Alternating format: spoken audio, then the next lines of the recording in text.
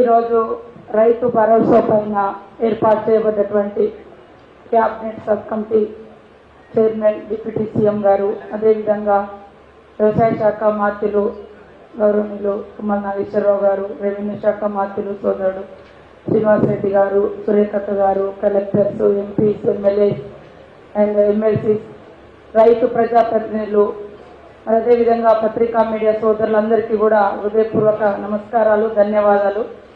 గత ప్రభుత్వంలో రైతు బంధు పేరుతో జరిగినటువంటి లోపాలు, అదేవిధంగా అన్యాయాలు అనేకం ఉన్నాయి.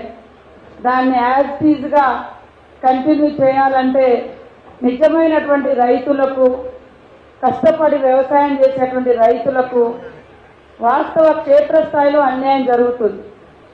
వాస్తవానికి ఆ పంట పెట్టుబడి అనేది పంట పెట్టుబడినటువంటి అర్థాన్ని మార్చేసి వేరేమో పంట పెట్టుబడి ఉంది రైతు బంధు, కానీ పట్టాకు పెట్టుబడి ఇచ్చేసారు. పట్టా ఎవరుంటే వాళ్ళే అనే యాంగిల్లో తీసుకొచ్చారు. దాంతో చాలా క్షేత్రస్థాయిలో ధరణి కావచ్చు, ఇతరత్ర వాళ్ళు చేంజ్ చేసుకున్నప్పుడు మోక మీద ఒకరున్నారు, 40-50 ఏళ్ళ నుంచి పట్టా ఒకరికి వచ్చింది. ఇట్లాంటి అనేకం ఉన్నాయి. వాటన్నింటిని కూడా దృష్టిలో పెట్టుకొని ఒరిజినల్గా రైతులకు మరి పంట వ్యవసాయ యోగ్యమైనటువంటి భూములకు మనము రైతు బంధు ఇస్తే, రైతు భరోసా ఇస్తే జెన్యూన్గా రైతులకు న్యాయం జరుగుతున్నటువంటి ఉద్దేశం కూడా మాకు వ్యక్తిగతంగా ఉంది. కమిటీ నుంచి కూడా అభిప్రాయాలు చాలా చోట్ల మరి డబల్ లబ్ధి జరుగుతుంది, కష్టం లేని వాళ్ళకి లబ్ధి జరుగుతుంది, వ్యవసాయం చేసి పంట పండించిన వాళ్ళకి ఎలాంటి న్యాయం జరగడం లేదనేటువంటి విన్నపాలు కూడా వస్తున్నాయి. కాబట్టి ఈరోజు క్షేత్రస్థాయిలో రైతుల యొక్క ఒపీనియన్ అనేది చాలా ఇంపార్టెంట్.